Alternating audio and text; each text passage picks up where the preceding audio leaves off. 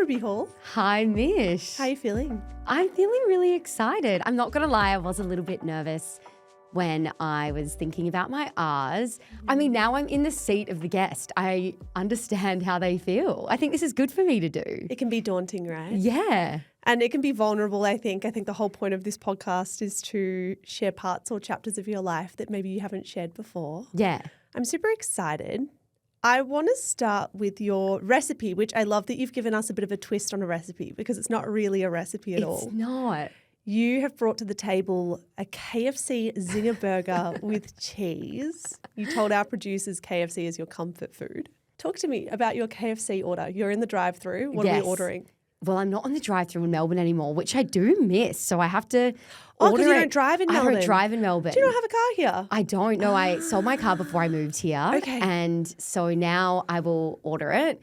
And I actually miss the drive-thru experience, but KFC is honestly a part of me. When I was thinking about my recipe, I was like, it has to be KFC. Yeah. I am a bit of a cook, but I really do love takeaway food. Yeah. And a zinger with cheese has always been my comfort food, whether I've had a bit of a big night and I need that the next day or something that I've kind of like had throughout my life. And I'll have it probably once a month, like a zinger burger with cheese. Okay, zinger burger with cheese. Yes. Anything on the side? Yeah, usually I'll get a Pepsi Max as well. I am a Coke Zero girly, but of course KFC don't have Coke. Unfortunately, some establishments, don't have Coke Zero. And sometimes I might get a potato and gravy if I'm feeling a bit hungrier, but always a meal with chips. I love the KFC chips. What's the stance on popcorn chicken? I don't love popcorn chicken. Really? I don't mind it, but I'm not a big popcorn chicken girl, no. I know we're not here to talk about KFC's menu, but sticking here just for a second because I'm curious, what are your stances on the zinger wrap?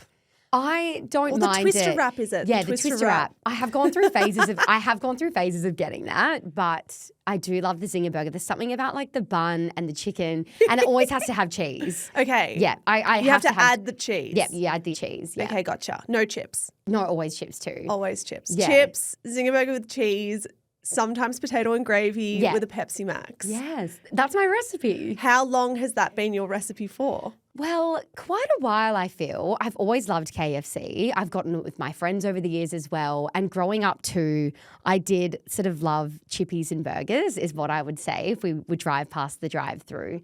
So my mum, maybe every couple of weeks as a treat to my brother and I would be like, all right, we're going to go through the drive-through. Let's, maybe McDonald's sometimes too or KFC. So, and I also want to preface this conversation by saying I have a balanced diet. I do eat vegetables as well and a lot of protein. But I also don't like the shame attached with fast food as well. I love indulging. I love food. My goodness, we're allowed to enjoy our KFC. Do you have an early memory of your mum taking you, and was it you and your brother, just you through the drive-through? Yes. I don't remember a particular time, but it was when we were younger, and my mum actually would say yeah, you loved it so much. You'd be like, please mum, can we get chippies and burgers? So, is this on the way home? I remember growing up, it was on the way home from school. I think that was when we could get in my mum's ear. Yes. It was an after-school snack that she'd take us through the McDonald's drive-through in Mount Waverley in Victoria, if anyone's listening.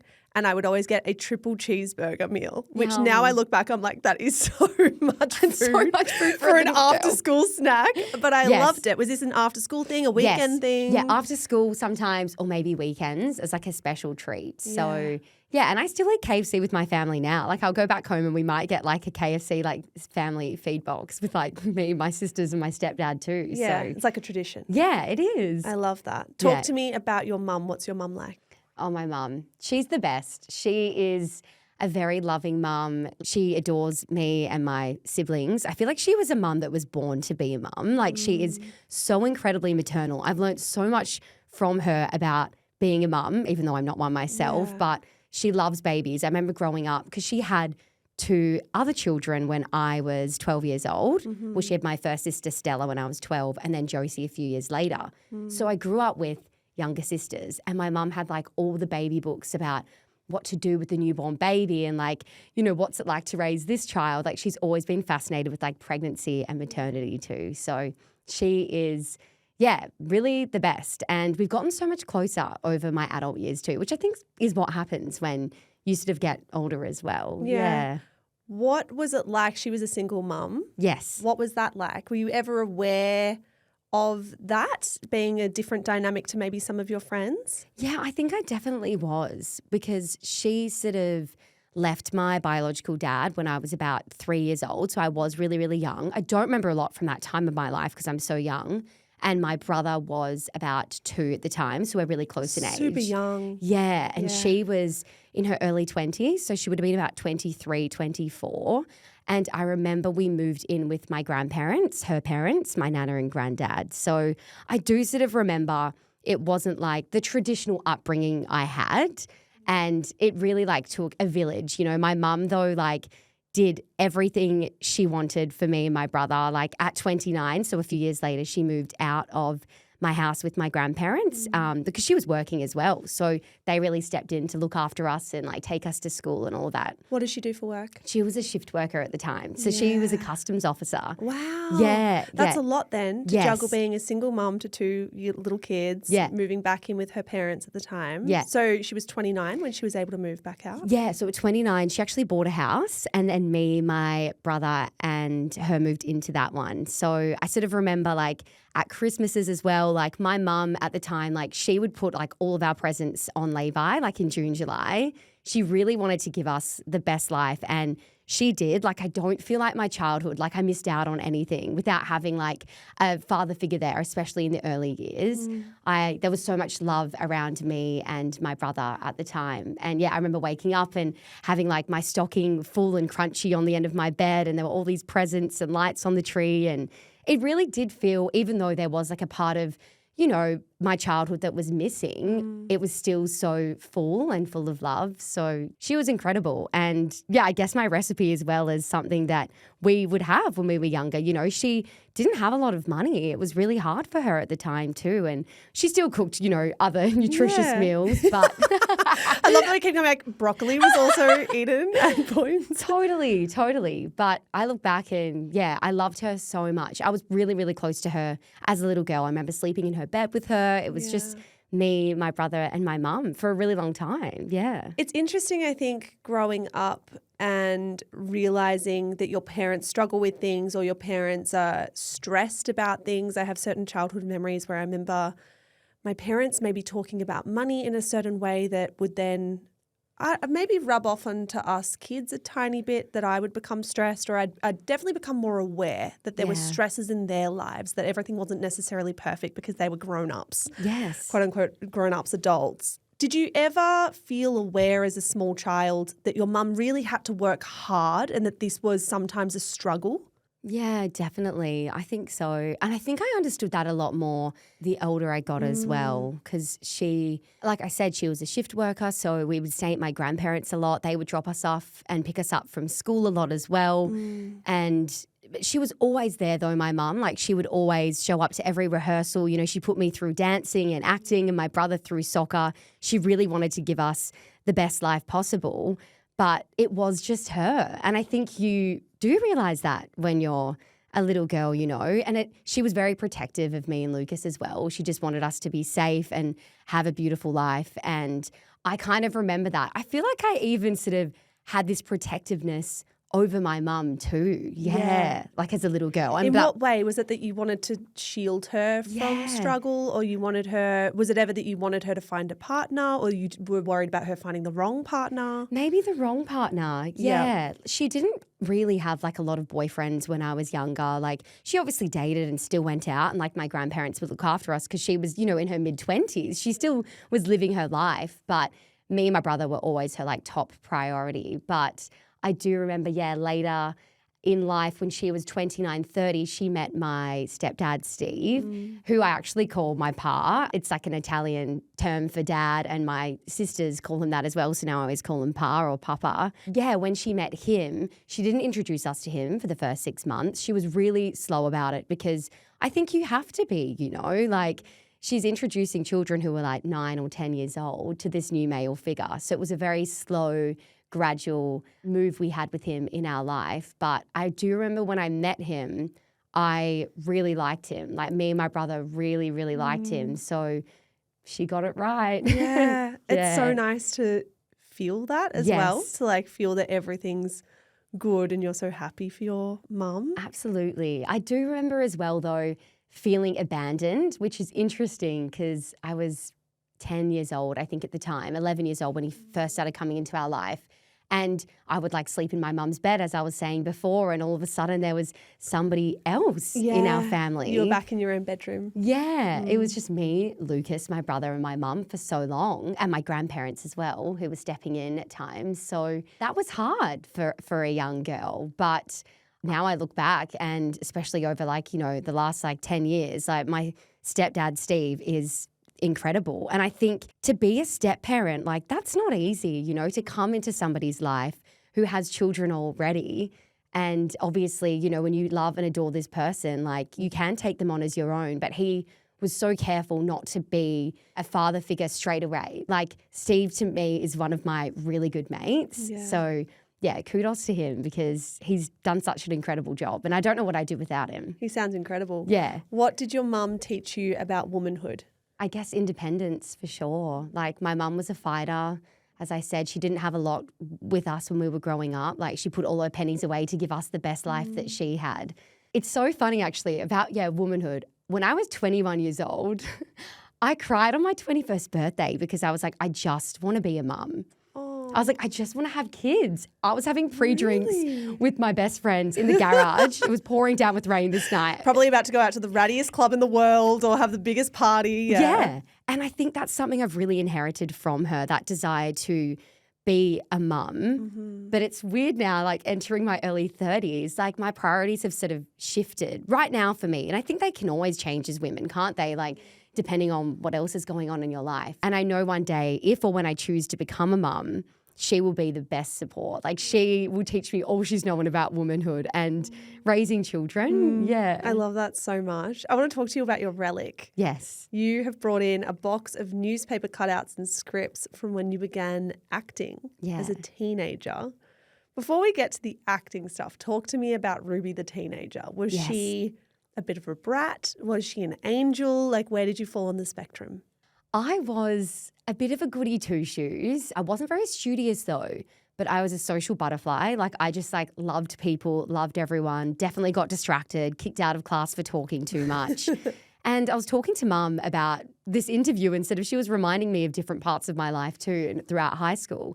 And she sort of said, your grades did actually start to dip down towards the end of high school. And I do wonder if that was also my family dynamic was changing. My mum was having babies. I was a teenager too. So there was a lot going on for me, I think, mentally at the time. You can feel untethered, I think, going into teenagerdom full stop. If you have all those other factors coming in, new people in the house, new baby siblings, there's a lot going on there, right? Definitely. But teenage Ruby, she loved her friends, loved having a good time, and probably could have studied harder in high school, but wouldn't change, the way I was. But I loved going to school. I would never have a sick day. I'm still like that now with my work ethic. I don't like missing out, at all on anything. I'm just I've got to do it. I was very organized. I was probably a bit bossy as well. I was always that girl at the front of the assembly or in class telling everyone what to do.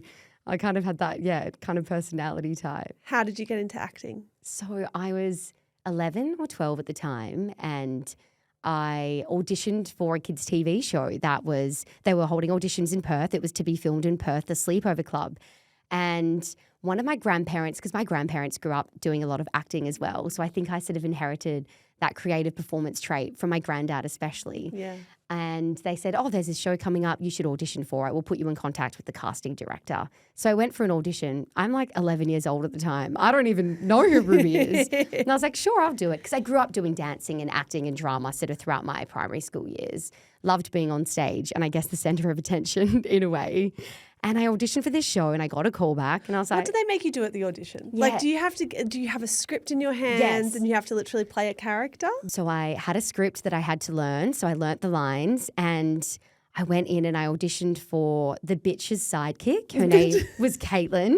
So she was quite timid and a bit of a pushover. She sort of would always have a few lines standing behind, the main bitch in the show. She was probably the smallest character out of the 10 cast members of all of the kids on the show.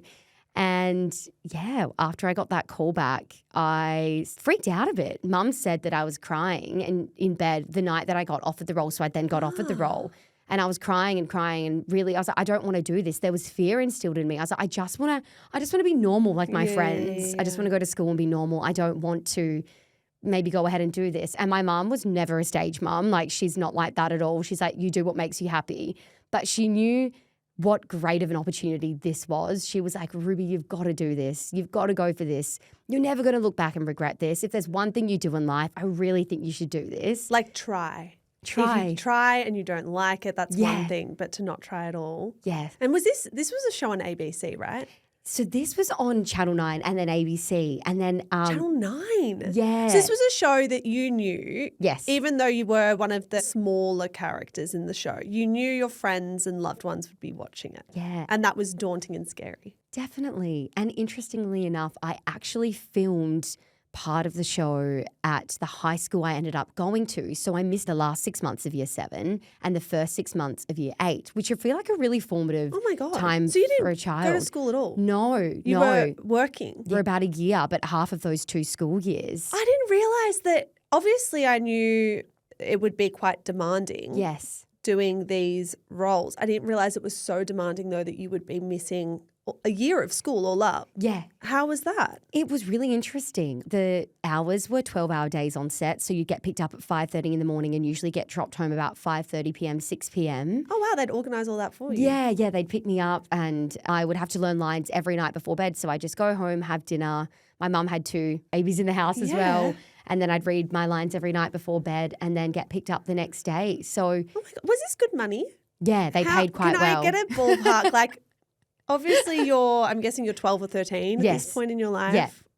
What kind of money are we talking I know, about? you do get paid a lot for being on TV. So it was like in the tens of thousands. Wow. Yeah. Okay. So you were looking at this going, I've landed myself quite a lucrative, like who's earning that kind of money at 12, 13? And I think at the time it almost kind of went over my head. Yeah. Like I was just having a great time on set and you're working with all these adults as well. Like it's really a different environment to be in. But I remember going back to school after I'd finished to the high school I'd been filming at.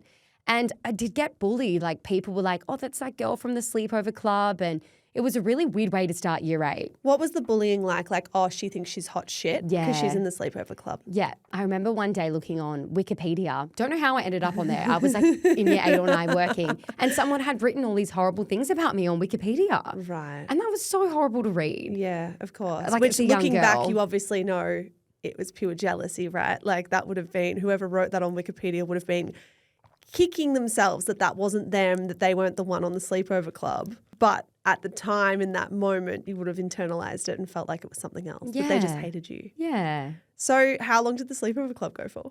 Do you mean on TV? Yeah, Yes. how many seasons did you do? So there was like a 30-episode season and it kept airing on TV. Okay. So throughout my whole probably high school life, it was always airing each year. I'd go back on TV. The same 30 episodes would Yes. go back. Do you get money as an actor when that's repeated on TV again? Do you get residuals? Yeah, royalties come through as well. Yeah, what a crazy time of my life. I honestly look back on that and think, wow, little Ruby had no idea what was going on. I met some amazing friends too. It was really cool. But then I just went back to school like a normal kid. You went back to school and then you eventually ended up starring in Mel.com. Yes. How did that come about? So Mel.com I auditioned for at the end of year 12. So I'd sort of done my whole high school life. I was always in the musicals and performing with anything I really could, all my drama classes. But as I said, I wasn't studious. It was really English, dance and drama that I loved. I didn't do my TE. That's what it was called back then. I didn't do any of that. Auditioned for this right at the end of year 12. It was the same producer from the Sleepover Club. And she said, I think Ruby would be perfect for this character. Her name was Daisy. She was super neurotic. And basically, it's a comedy sitcom that sat on ABC 3, 12-episode miniseries that was filmed really shortly. So that was only 2.5-month filming process. We almost filmed like an episode per day or every 2 days. And I did that straight after year 12. So I kind of felt like, oh my God, like I'm going to be an actress, you know? Was the goal to be Margot Robbie? I think at the time I just loved doing it so much. And yeah, I sort of thought like I could make a career out of this, right? Like maybe I'll end up on Home and Away or Neighbours one day. Yeah. So I did that show and then that was really fun. It was quite short though. And then I was sort of turning 18. The year that sort of finished filming and it came out, I was 18 years old. But what do 18-year-olds do? They go out and party, you know? Like, I was still like, I don't know what I'm going to do. I auditioned for Whopper over in Perth and I didn't get in. I have no idea what that is. Yeah. Whopper. The West Australian Academy of Performing Arts. So it's similar to NIDA, I thought it was another show. And I was like, that show, I never watched that show. And I didn't get in and I hated that audition process. It was so scary. But I would go to lots of acting classes and then I started performing in fringe shows and productions too. But acting classes are really weird, you know, like you're like on the floor, like being an animal or like screaming at someone. You have to be really vulnerable and put yourself out there. Yeah. I think as well, 18-year-old Ruby, I was like, do I really want to do this? I sort of did lose sight a bit of maybe what I wanted to do. But I had an agent, continued to audition for things like Home and Away and Neighbours. And I didn't get any callbacks. It was really, really hard. And all of my friends had graduated high school and were off studying and completing their degrees. And I was like, what am I going to do? Hi, everyone. It's Ruby. Thank you again for listening to another episode of Inherited. It's peak summer, which means it's the perfect time to be making memes with your friends. Whether it's picnics in the park, an afternoon cheese and wine situation, or bougie barbecues at home, our memories usually feature some kind of delicious food. And if you're into hosting, you need to get onto today's sponsor, Cobram Estate. They have the tastiest extra virgin olive oil that's perfect for all of your summer entertaining plans. One of the best things is that it's made from juicy Australian olives, first cold pressed and bottled for ultimate freshness and a delicious taste. It's also Australia's most awarded extra virgin olive oil, so it's kind of like getting a recommendation from loads of your foodie friends. Cobram Estate extra virgin olive oil is your perfect little sidekick for this kind of summer cooking. Check out Cobram Estate extra virgin olive oil to elevate your entertaining. And of course, a huge thank you to Cobram Estate for supporting this episode of Inherited. I think a lot of people find what they want to do or where they want to be, to your point, Rubes, in year 12 or when they're studying in university and it's all kind of this linear path. They get into this university course and then there they go. There's their like exit ramp, I guess, or their entrance ramp even into adulthood. Yeah. For you, it was different. You had discovered, almost landed upon this huge talent and passion of yours with the Sleepover Club when you were a young teenager. Then you get Mel.com, but then things dry up. Yeah. What was the crisis of confidence like when you didn't get into Whopper and you weren't getting callbacks? I guess that I sort of really lost the passion. I just didn't have a drive towards it anymore. When you're not hearing back on your auditions or how you're going, like you hear nothing from these casting directors at all. And it's that sense of rejection and like maybe I'm actually not really good at this. I continued to do voiceover work though. My agent was like, let's get your voice doing ads for TV and radio. That's a really good way to keep doing it. So I kind of went down that path. I was like, I might stop auditioning for screen work. I auditioned for like a couple of Netflix series. I sort of kept doing things and acting, as I was saying, in productions too.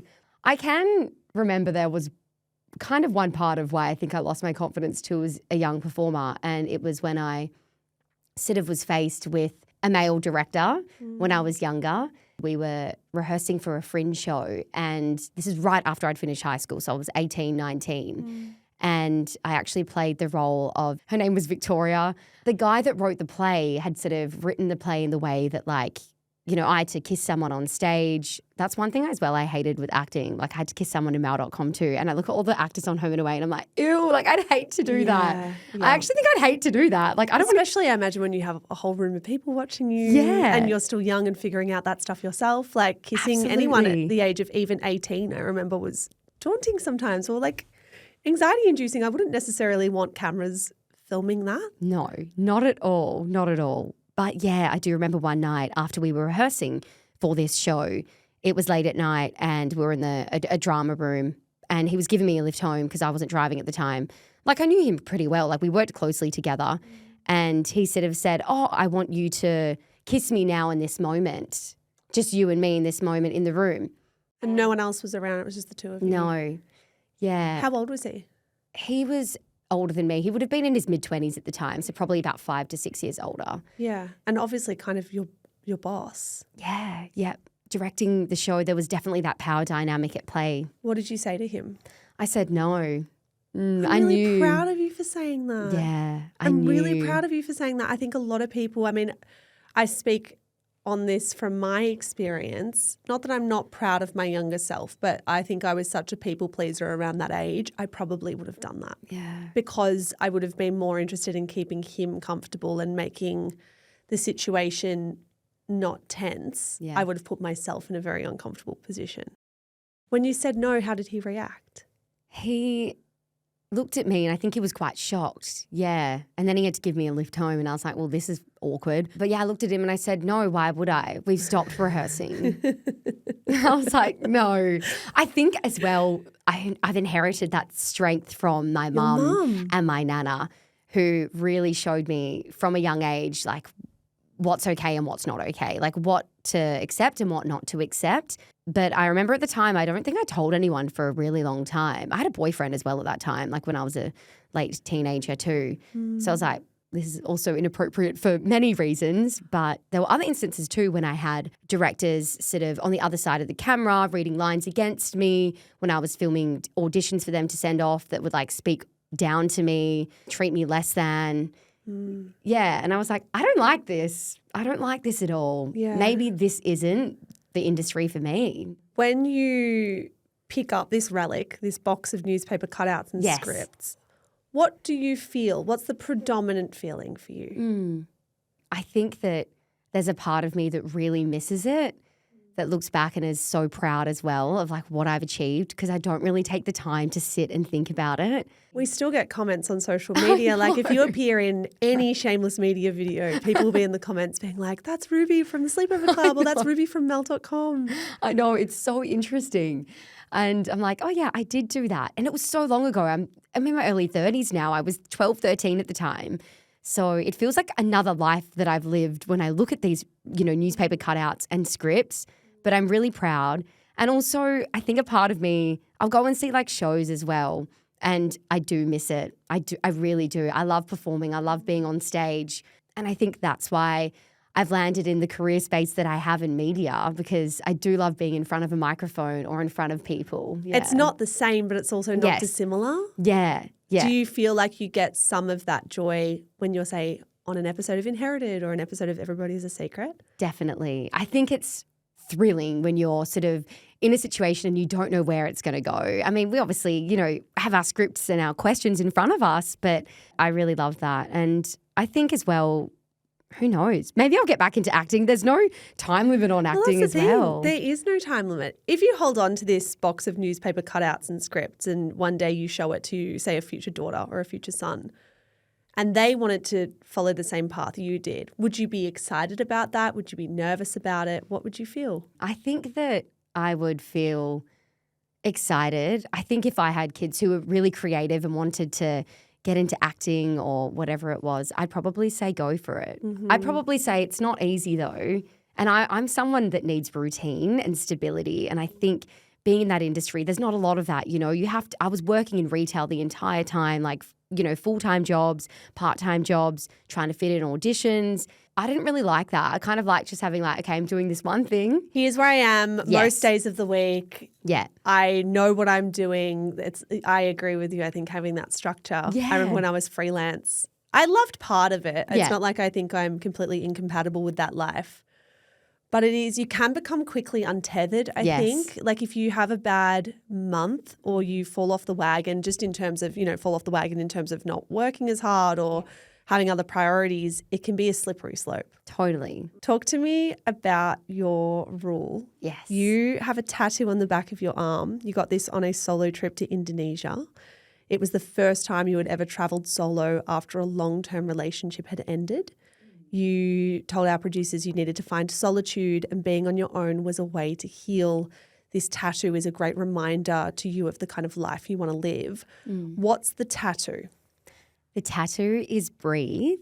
So it's on the back of my arm and I got it on the last day of this trip. So I went to Ubud for 2 weeks in Indonesia and I was on my own. I thought I'd be fine because I love my own space. Like I'm someone that can spend a whole weekend alone and not see anyone and be fine. And I don't know if that's normal or what. I mean, I do like call my friends and I like to do things, but I really need that time to social rest. And it's probably a bit about like working in the jobs that we do as well. Yeah. But yeah, I went away and I remember in the second week I was like, this is really hard, like I'm not talking to anyone apart from connecting with my friends back home. And I stayed in like shared accommodations, but I unfortunately didn't really get lucky. No one there was kind of my vibe. But I got this tattoo on the last day and it wasn't something that I had really planned, but the word breathe is something that I constantly tell myself to do because I can be a very busy thinker and a overthinker as well, and I have anxiety that I've had for most of my 20s. So it was a little reminder to me. I'm really terrified of tattoos as well, but I was like, I'll just do it. So I actually wrote it out on like a piece of paper. Oh, so it's I wrote your own it. handwriting. Yeah. Oh, I like that. Yeah. I didn't know that. Take me on like a tattoo tour. Okay, so I've got this one on the back of my arm. You've got breathe on the back of your right arm. Yes, and what then else? I've only got one other one. Oh, that's your Taylor Swift tattoo. Yeah, I was going to say that I revealed on Everybody Has a Secret. That's on one of my bum cheeks. Yeah. All right, so you got 2 tattoos because I was going to ask you, I thought you had more. Yes, no. Purely based on the detail of the Taylor Swift tattoo. I'm like, if someone's getting Taylor Swift tattoo on their bum, they have a lot of tattoos. I was going to ask you if you had to get rid of one, what one are you getting rid of? But I think I know. Yes. It's the Taylor Swift tattoo that's going. It would be that one. Yeah, it would be. I'd keep this one. Yeah. Would you get more tattoos? I think so. Yeah. I think I would. I don't know where or what, but I like this tattoo because it reminds me of a time in my life that was quite pivotal for me. Yeah. Okay, take me to that time. Why was it pivotal? I had just gotten out of a long-term relationship and I was spending a lot of time on my own. I was living on my own. He moved out of the house we were living in after we broke up and I was working full-time at the time. I was really enjoying my career, so I was putting all my energy back into that, which was really, really great to have. But I guess I turned 29, so I kind of had pictured maybe my life with this person and that didn't work out, which is completely okay. And him and I are amicable. That just happened sometimes. We weren't compatible. We didn't really align on the same things. And yeah, I guess that was kind of hard. Like I was processing heartbreak and learning to be on my own. But this trip and period of my life was a real sort of self-love journey. I love that the tattoo says breathe because I think a lot of women would relate to this feeling of pressure or anxiety if they go through a really big breakup in their late 20s, like to be 29 and go through a breakup. Obviously, that's still so young. I don't want anyone to listen to this and think that I'm not acknowledging that. It's so young. But we're constantly fed this narrative of ticking biological clock, fertility, blah, blah, blah as women. Yeah. Did that go through your mind much at the time? Was it like, oh, I saw my life with this person and the timeline was clear for me, but now I have no timeline and I'm about to get into my 30s? Definitely. Yeah, I think so. My friends were shocked when our relationship ended. Really? They had no idea. Oh, wow. Yeah. And I guess I was like kind of picturing my life with this person, but I could tell towards the end of the relationship that this wasn't my person. Like I wouldn't have ended up with them. It was like a weight lifted off my shoulders, and I'm sure my ex's, to be honest, when it did end because it wasn't working, and that's so okay. And it's scary though to end it when you are thinking about the next few years. And you're living together and your lives are enmeshed. And I loved him so much. Like we had a really great relationship, but we just weren't working. And I think there is that fear of being alone and just doing life on your own at that stage in life when everyone's kind of figuring out what they're doing. But I sort of thought, you know what? Being single is completely okay. Like I'm going to embrace this. And I had a lot of fun after that. Like I got into dating and I learned so much about myself. I actually spent a lot of my 20s in relationships too. I was always a relationship girly. So finally to have this kind of like single era for me at 29 and 30, I think I completely needed. You said you were a relationships girly. Take me to the worst breakup of your 20s or the most pivotal breakup of your 20s. Was it this one or was it a different one? Oh, it's so hard because I think the one at 29 was really pivotal because of the time of my life. Like what was going on with you? Yeah, what was going on with me. And we were together for like 3.5 years. So that was a big chunk of my life. But probably the one that took the most emotional toll. Not that one didn't. Like the heartbreak with that was really, really hard. But I sort of sometimes think when you're in those long-term relationships and it's not working, especially towards the end, you kind of process what's going on and you're grieving it while you're in it. Absolutely. That's what happened for me. But in my early 20s, when I was going out a lot, I was a bit of a party animal. I loved clubbing. I was a door girl as well. I'd work on the door of a club on a Wednesday night, the Friday lives night, you've lived Saturday night. all. I loved it. Oh my God. I loved going out as well. I remember my family kind of joke about this still. But there was a time when I left, I was always a goody two-shoes, like you put it earlier. I left school, and then through my uni years, I would go out like Wednesday, Thursday, Friday, Saturday, or like Thursday, Friday, Saturday, Sunday. Yeah. And I loved it. And all my money went towards clubbing. Yeah. I would know the bouncers by names at the different places I'd go, and I'd go there every week. And it's shout out to CQ in the city, which no one goes to anymore. Back in the day, I lived there. Totally. So you were clubbing, partying, and you meet a boy. I meet a guy who's a lot older than me. How much older? He was in his early 30s at the time, and I was about 22 or 3. Oh, wow. Okay. Yeah, so like nearly like a 9-year age difference there. Yeah. And I knew pretty soon that this relationship wasn't a healthy one to be in. We probably dated for about 2.5 months. But I feel like at that age too, you're pretty vulnerable, you know, like you don't know yourself. And when someone that is a lot older than you is interested in you, I sort of got caught up in it. And yeah, he wasn't a great person. He was quite possessive, and it was a toxic relationship. So I knew pretty soon after a couple of months that I had to leave. But I think that took a really big toll on me emotionally and mentally at the time. I actually went on a big Europe trip after that because I was like, I can't be in Perth. I need to leave. Yeah. 2.5 months is like a pretty quick amount of time. How quickly did you have a red flag that maybe this guy is abusive, a fair enough word to use? Yeah. Yes. How quickly did you realize he was abusive? Oh, probably like a month into it. Yeah. So maybe even a few weeks.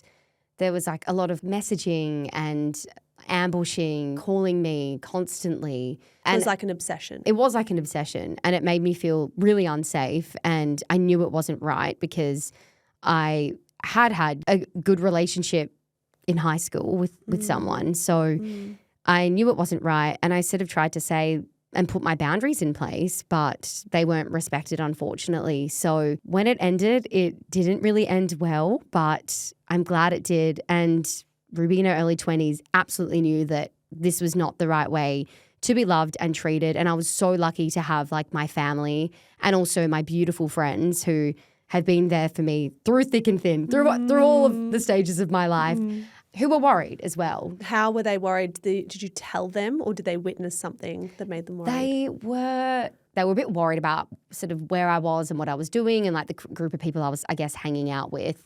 They didn't have great feelings about this person either. So yeah, they wanted me to get out of that relationship. So but you can't tell someone. Was this like you had a core group in high school maybe, or acting friends who had seen you at your best, and then you get sucked into maybe a different kind of lifestyle in your early 20s, and they're watching this whole other group of people, other lifestyle play out that makes them concerned? Definitely. And your mum, did she ever meet this guy? No, she never did. Thank God. But she didn't like the sound of him from the start. But hey, when you're that age, like you're going to do what you want to do, you know. Like I loved this person as well. Well, I thought I did. Yeah. But it wasn't healthy love at all. And I learnt that very slowly because when the relationship ended, I was like, oh my God, I thought this person genuinely cared about me. Yeah. They didn't care about me at all. Isn't it strange though? Because clearly they were obsessed with you. And then to say, well, they're obsessed with me, but they don't care about me. It's like, well, what was going on in that person's brain? Exactly. And I actually felt a lot of guilt, I guess, which I don't know if it was the right emotion for me to feel as someone who had experienced emotional abuse at the time. But I felt sorry for him. Yeah, I really did, because I didn't think he knew what he was doing. Because you felt like he was incapable of healthy love? Yeah. Did you seek help after that relationship? Like, obviously this was 2.5 months of your life, but I think one of the funniest things is experiences, no matter how long or short they can be, particularly in love, can traumatize you for like years afterwards sometimes. It really doesn't matter how long it occurred for. What matters is what actually happened and how it changed how you view yourself. Did you speak to a therapist? What was the kind of healing journey from that level of abuse? I went to Europe for a few months with my friend, which I think was really good for me. and I kind of knew I wanted to get out of Perth. And I definitely had a bit of PTSD from that situation. It took me a long time to sort of settle from that relationship and what it did to me mentally. Did you have to change were you worried physical safety? Did you have to change your number and stuff like that? I didn't end up having to change my number, which was good, but did block contact on all social media and number as well.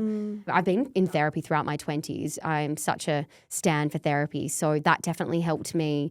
But it's just something that I've come to terms with and understood over the years. Yeah, just talking to friends and family about it, I guess. What did it teach you? Because you then had subsequent relationships, obviously that very significant relationship in your late 20s, and then you've had relationships since. What did it teach you about seeking out a partner? What did you begin to look for in the men that you were dating? I was looking for maybe fun people. I was excited by sort of not that toxicity, but I definitely went for the bad boy for a bit. Ruby used to fall for the bad guys. Looking back though, I actually don't regret any decision I made, even dating this person that wasn't good for me, because it taught me so much about myself and life, even though it's not a great experience to obviously go through for anyone that's been in a toxic relationship. It's really, really hard to get out and make sense of it all after. But I sort of did understand what I wanted, in a partner. And it's kind of taken me, honestly, till my late 20s to realize that. What would you say to yourself if you could teleport back in time to when you were in the middle of that abusive relationship? What would you say to, you were 21, 22? Yeah, it would have been about 22, I think. What would you say to 22-year-old Ruby who's in the thick of it, who's feeling really confused and in love but terrified at the same time? Oh, I'd say this isn't love, Rubes. Yeah. And I think it even comes down to loving myself and knowing me. I don't think I did at that time. I didn't understand what healthy love was in a relationship. I would go easy on her though. Yeah, I would go easy on her because it's not easy to do. And you can't tell people in your life too that even if, you don't like someone's partner for whatever reason it is, you can't tell people what to do. They've got to make those decisions for themselves, and it can take time. I think I used to not believe that. I think in my early 20s, I used to believe that you could really, put the word to your friend and convince them. And I think that's important. I think it's important to speak up with the people in your life and tell them if you're concerned and worried. Definitely. But you're so right. People need to learn it for themselves. I've definitely had experiences in my 20s where I've sat friends down or even had interventions, whatever, about people's boyfriends. But at the end of the day, they need to believe that and they need to see that. Absolutely. Yeah, no, and exactly what you said. If your friend is in an unsafe situation, you need to step in and really say something. But it can take a long time for people to realise that for themselves, and that can be really, really hard to watch. I'm really grateful that this was only a short period because I knew that this behaviour was not okay, and I didn't want to be loved in this way. I knew I deserved more. I always knew that. I'm not relieved because it's a terrible situation for you to go through, but I find some solace in the fact that he showed you his cards so early on, because I think the story we hear with a lot of women is the men in their lives don't show them that until they're pregnant or married, or they're in a situation where they're financially dependent on them, and then they struggle to leave. Yeah. Thank God you could get out when you got out, right? Exactly. You must feel a lot. I guess looking back on this time of your life must be, what is it? Is it relief or is it sadness for your younger self? What do you feel? That's an interesting question. Or pride? I don't think I feel sadness, which is really strange because I talk to all my close friends about this too. I'm a very open person. I would tell people, I had this experience with this person in my early 20s. And people are like, oh my God, that is so awful. I am so, so sorry that you went through that. But I think it is a bit of pride, actually. Yeah. And like I said, it's something that happened. I got myself into that situation, but it has completely shaped my outlook on life and on men and on relationships. I think as well, it's really common for women especially to end up in these kinds of relationships. Yeah. That brings us to your ritual, which I think speaks to current day really beautifully. You told our producers you miss a special ritual of yours that you haven't yet found a way to replicate in Melbourne. You used to love going for walks. Is it Lake Monga or Monga? Lake Munga. Lake Munga in Perth. Yes. You loved walking around that lake because it was a way for you to unwind. You loved being in touch with nature and it was a way for you to relax. You don't have that as a ritual anymore since you moved. What is your ritual at the moment? My ritual is the complete opposite to being in nature. It's staring at my phone screen on FaceTime at my boyfriend, Harry. Most nights, every day we will FaceTime, unless life gets too busy and we don't have time. But yeah, it's staring through FaceTime. You're doing long distance. We're doing long distance. And Harry's back in Perth, your hometown. Yeah, Harry lives in Perth. I obviously live in Melbourne full time. And we've been doing this for a year now. Yeah, when this episode's air, it'll be a complete year of us being romantically involved with each other. How did you meet Harry? We used to work together, so it's hilarious because the amount of times on Everybody Has a Secret, the show that I'm the on-air producer for here, I will always say, oh my God, not in the workplace, don't hook up with people at work. But we never hooked up with each other at work. Did you notice each other or was it far more platonic than that? It was far more platonic. Yeah, it was far more platonic. We were just work colleagues. But we were like, the same age. And when we actually first met, we were both in relationships. Yeah. So we were literally just mates at work. There was no feelings like that at all. But we worked really closely because we were producing a breakfast show together. So you're up every day at 4:35 in the morning. You're in the trenches. You're in the trenches, yeah. Like, I'm like, wow, Harry, like if we saw each other at that stage in the morning, like, yeah, we've seen the worst. So we worked really closely together for a couple of years. And then sort of in the last 6 months of us working together, we were both single and we both actually co-host an early morning breakfast slot together. It was between 5 and 6 a.m. And you co-hosted together? Yeah. I didn't know that. It was called The Early Show with Harry and Ruby. We had a jingle and everything. Oh my God. Were you still in relationships at that point? The funniest thing is we both went through breakups. At the same time? I was dating someone after my long-term relationship. So I was in a short-term sort of situationship, but he'd been with someone for a while and we both broke up around the same week, which was just really by coincidence. Wow. Yeah. Okay, so you're hosting this show together. Yeah. It's early in the morning. I'm guessing very few people are around. You're both going through breakups. Do you remember a moment that you looked at him and you went, oh, have I discounted this too early or is there something more here? I think still at that point, I was either in denial or I had no idea. But I knew that I always adored Harry. He is such a great person. He is kind. He is funny. He's charismatic. He's got a good heart. I just loved seeing him every day at work. He was like a breath of fresh air. So I think walking in, I always knew that I just wanted to hug him and squeeze him, but I obviously never did that when we worked together. I remember one day looking at work and I was like, oh, I'd love to give Harry a hug right now. It was funny because people at work would be like, oh, you and Harry, they obviously picked up on vibes. Maybe we were flirting, but we just always had this kind of great connection. Yeah, we were really good mates. And for Harry, have you ever spoken to him? When did he realize that he liked you? We haven't spoken about this for a while. But we kind of both sort of say, he says the same. He's like, yeah, I guess it was back then. He's like, yeah, I don't know, when we were working together. Yeah. So how does it go from co-workers, friends to boyfriend, girlfriend?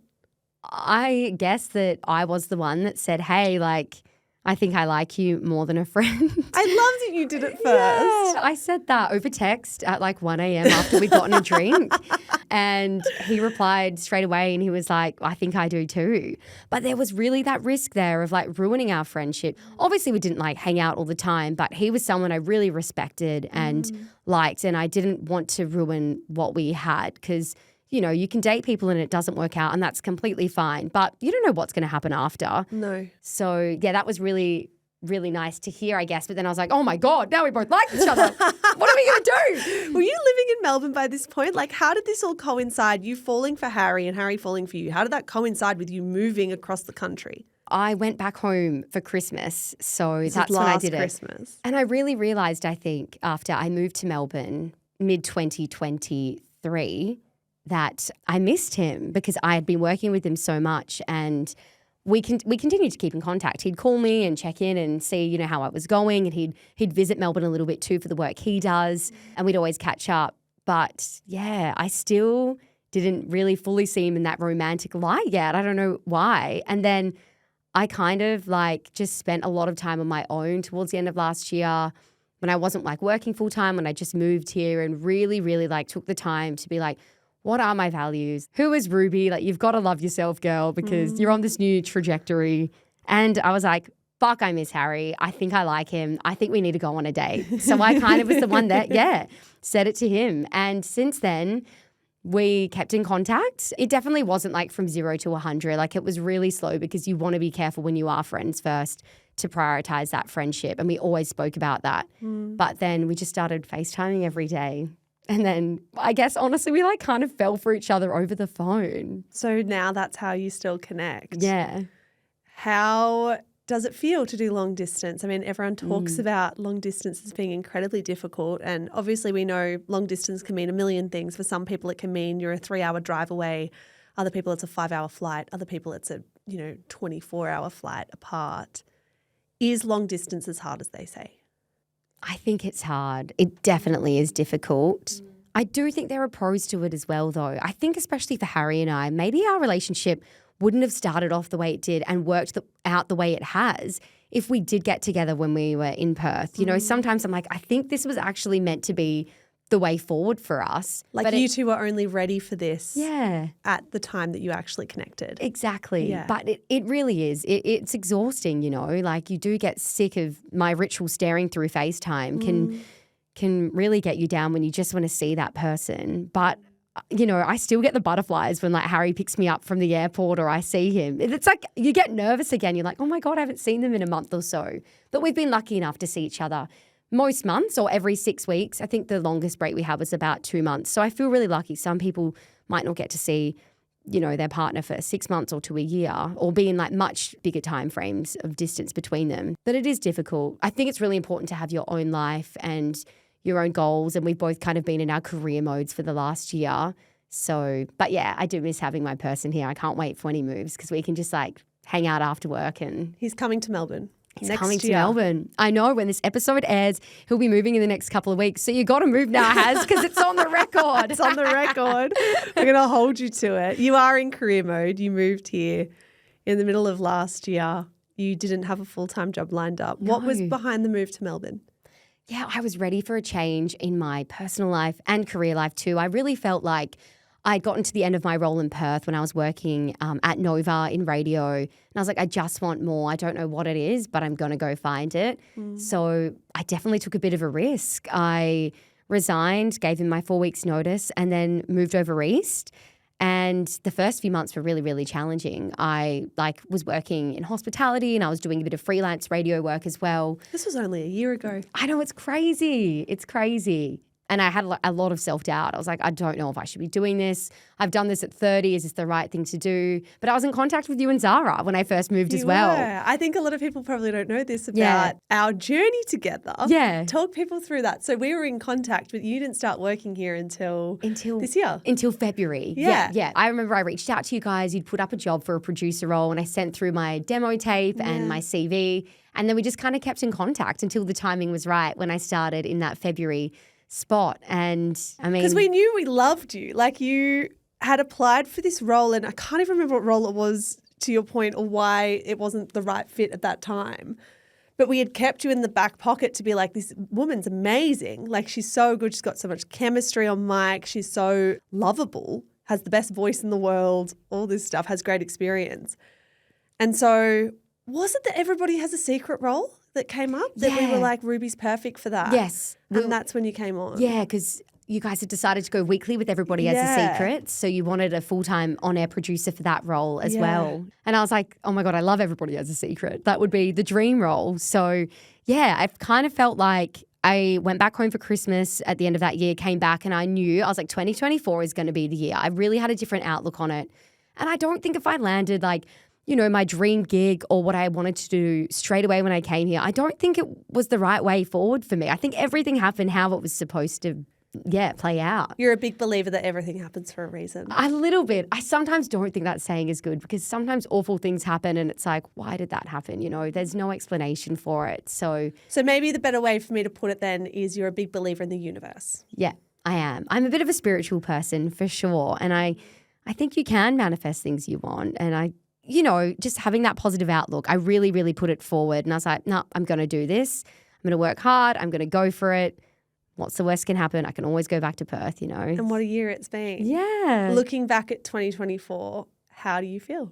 We're recording this right at the end of the year. So this will be coming out in very, very early 2025. But you've had the whole year now, essentially. What do you look back and think? Oh, I Yeah, I'm really, really proud of myself, I think. I'm 31 as well, so I feel like it's a different part of my life where maybe I thought I would have had these things figured out years ago, but I'm so okay with that. I think that everything has led me to where I am today, and the year has been so incredible. I still have to pinch myself sometimes that I get to host this incredible show, Inherited, and get to work with everyone here at Shameless, like all these like-minded women. It's really, really, I feel really, really lucky and really grateful. Yeah. I love talking about years and resolutions and spirituality and all this kind of stuff. I'm a big New Year's resolutions girl. Yes. You're about to enter 2025. Everyone listening to this will be heavily in New Year's resolution or New Year's mode. What's the mantra or the resolution or whatever, the guiding light for 2025? I haven't actually thought of my New Year's resolutions, but maybe it would be to trust myself more. Mm-hmm. I think that's something I've always had to work on. I remember when you guys said, we want you to host Inherited. I was like, are you sure? Like, if you think so. And it's just like, come on, Rubes. You need to believe in yourself. Back yourself. Think, back myself in, back my decisions. And really, I think lead with confidence as well, because I think something I'm beginning to learn as well, being on mic and even with this episode, putting parts of my personal story out there, learning to trust myself and be proud of what I'm doing. Mm-hmm. So in this episode, the 4 R's you've brought us, your recipe was the KFC Zinger Burger with cheese. You inherited a relic, which is a box of newspaper cutouts and scripts. Your rule is to remember to breathe, and your ritual is the walks and then now the FaceTimes. That's all the stuff you've inherited. What are you passing on and who are you passing it on to? This question, it's actually such a hard question, and I can't believe I ask people this every week. I was thinking about it so much, but I think I would pass on a trait that I think I have and I really like about myself. It would be my open-mindedness and my curiosity.